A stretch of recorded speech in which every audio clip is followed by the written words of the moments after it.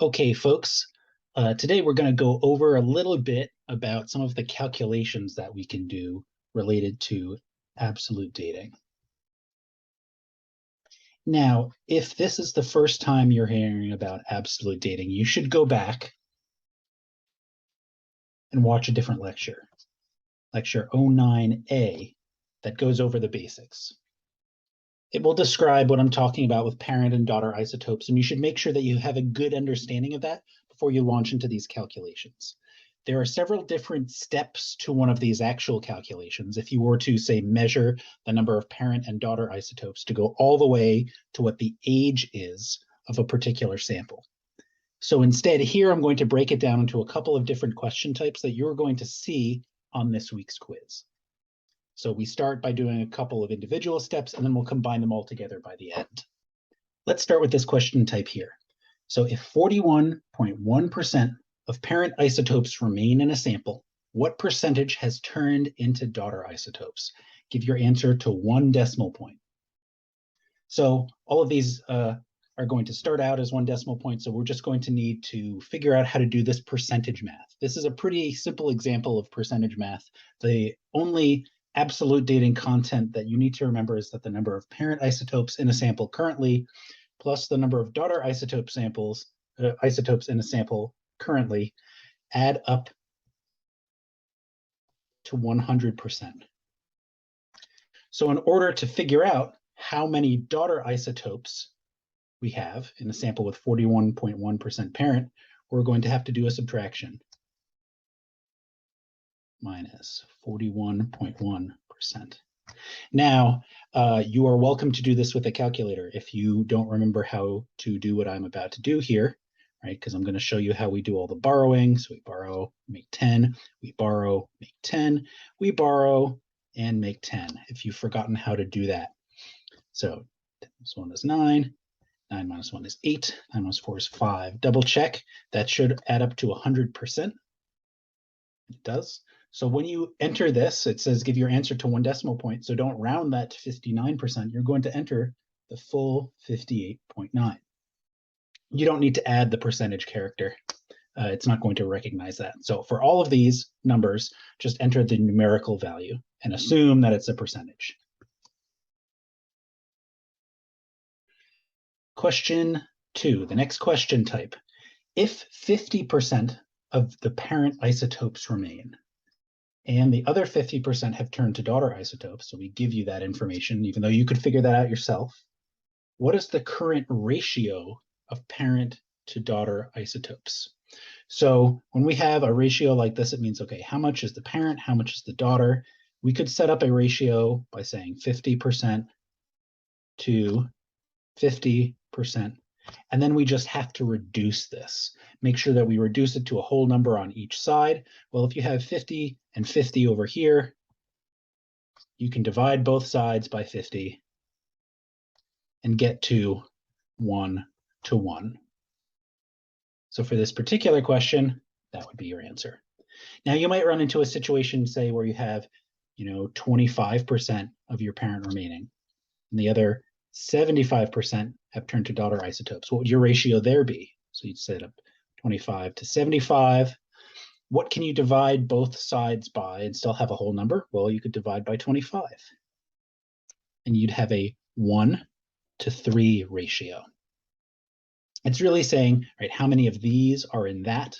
So if we have one set of 25%, you have 3 in 75%. That's how you would get the 1 to 3 ratio in that case. Question 3. Okay, originally a sample had 1,000 parent isotopes. It now has 130 parent isotopes remaining. What percentage of parent isotopes remains? Okay, so this is another question where we were dealing with percentages. So you could set this up in a number of different ways. It's convenient that we start with 1,000 parent isotopes, but we don't always have to start with such a nice number. So this way will always work. You say, I have 130 parent isotopes now out of the 1,000 I started with, is equal to what percentage? Well, a percentage is just per 100. So you're always going to say out of 100 over here. How do we figure out what this unknown quantity x is? The way that I would do it is I cross multiply 130 times 100 and then divide by 1,000. So we do 130 times 100 equals 13,000. Divide that by 1,000, you get 13. So x is 13, or you could say that this is 13% of the parent isotopes remaining. So it says give your answer as a whole number percentage, no decimal point. So we don't have to do any rounding here. There's no decimal there. So you just enter 13 as your answer. And that makes sense because we've got 130 now out of 1,000. So we could also, in this case, the math is easy. We just cancel those zeros out, right? So we have 13 out of 100 if we have 130 out of 1,000. Question 4. All right. Here we're starting to deal with real half-lives. So the isotope uranium-238 has a half-life of 4.5 billion years. We'll just use this rounded number. It decays into lead-206. An analysis indicates that a rock is 2 half-lives old, presumably by using the uranium-238 and lead-206 there. So how old is the rock in billions of years? So here you're going to have to start to know how to use the concept of half-life. In this case, if one half-life is 4.5 billion years, how long is 2 half-lives? It's simply 4.5 billion years, giga-years, times 2 equals 9.0 billion years.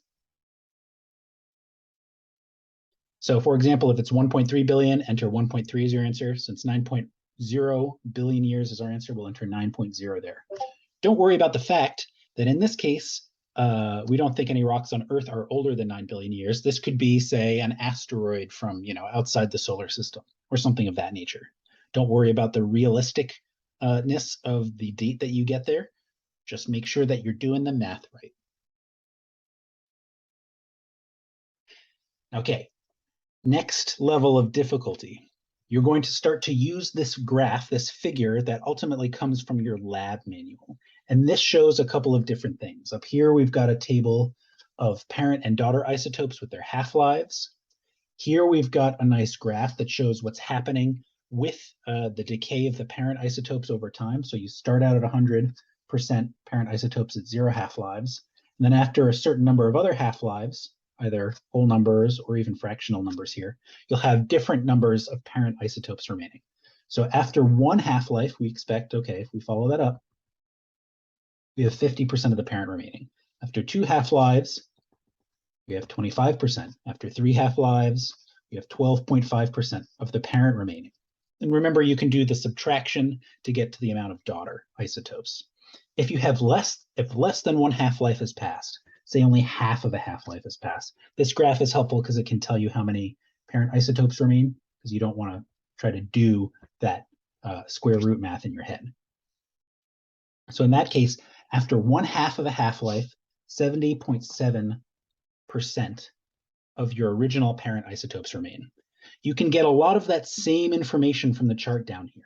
So we've got a whole section on half-lives elapsed. How many half-lives? It's the same as this axis here.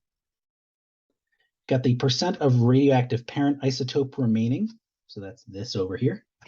And this shows you the percent of stable daughter isotope remaining. So it's a nice shortcut where you don't actually have to do the subtraction.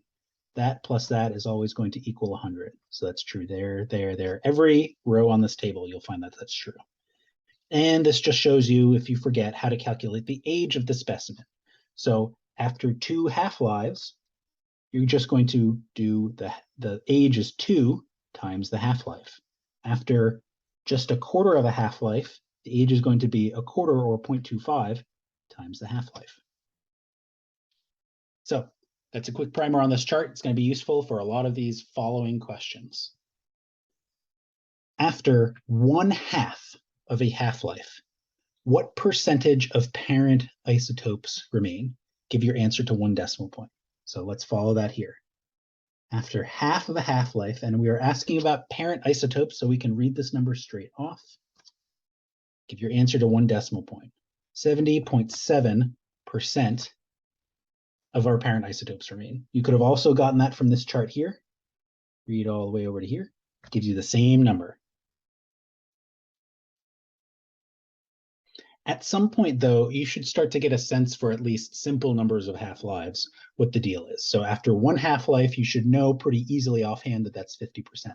So half-lives percent parent. Make a quick chart here. One half-life is 50%. You should remember two half-lives, you have 25% remaining. And then ideally, you'll remember that three half-lives leaves you with half of that again, 12.5% parent remaining. You can get all that info from the chart, but it's handy if you have it, to access in your own brain a little faster to reason with. Okay, another question using this chart.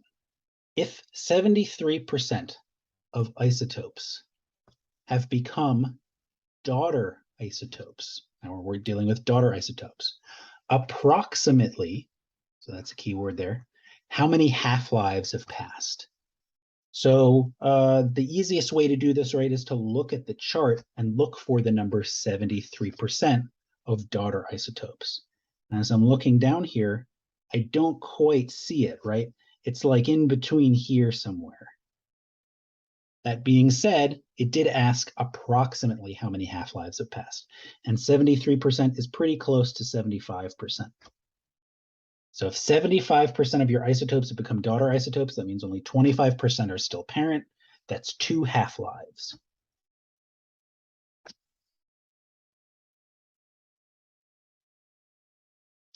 A parent isotope has a half-life of 10,000 years. So some generic isotope with a half-life of 10,000 years, to make the math easy. An analysis indicates that the sample is 40,000 years old. How many half-lives have passed since that rock formed? So that's asking how many half-lives are in the total age of the sample. How many 10,000 years are in 40,000 years? So how many 10s are in 40? Well, the answer there is just going to be 4. If you want to set up the math in any particular way to figure out how many half-lives have passed, in this case, you'll always do age divided by half-life, and that will equal number half-lives passed. In this case, then, we would do 40,000 divided by 10,000, and that gives us how many half-lives? 4. So this part of the math is pretty simple. Now let's put it all together.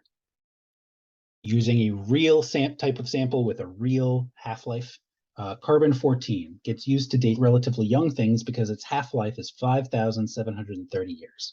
That's a number you'll see multiple times. In a sample of organic matter, 24% of the original carbon-14 remains. The rest has transformed into nitrogen-14. Approximately how old, then, is the organic matter? So we've got the word approximately. And we may need to go back to the chart to figure it out. We're looking for the situation in which 24% parent or daughter. Well, it's decaying to a different isotope. So the one that's decaying has to be the parent. So we've got 24% parent. That's approximately equal to 25% parent remaining. So there's your approximation. And at some point, you'll realize by going back and forth to that chart enough times, okay, this is a quarter, right? So that's a half of a half. That's 2 half-lives have passed. It's not all the way to our answer yet, though. Now we need to say, okay, well, what's our half-life? It's 5,730 years. And so we remember that the number of half-lives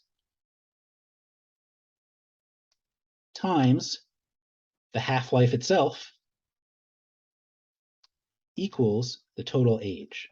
And that's really just a rewording of this, a reorganization of this equation here. You'll see that, okay, if you multiplied both sides by half-life, you'd get the same equation that we have here. So how many half-lives have passed? Well, we just figured out that it was 2. What's the half-life? 5,730 years. And if you do that multiplication, you should get 11,460. Now this isn't, you don't want to get quite as exact as that, right? Because we only had approximately 25%. It was actually 24%. So you're looking for an answer that's approximately that. This one comes the closest. Certainly not 5,700 because that's only about one half-life. That's about two or one half of a half-life. Whoops. And this is 3 half-lives up here. This one's about 2 half-lives. And that is the answer we want to pick. We could get a step even more complicated, and we could, instead of giving you the percentages, we could give you the number of parent and the number of daughter isotopes and have you figure out those percentages. But I think for now, we're going to hold off and just keep it to this level.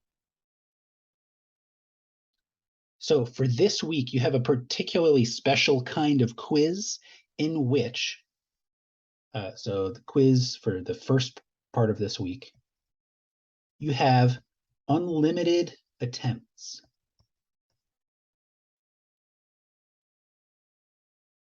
However, to get credit for the quiz, you need to get 100% on it.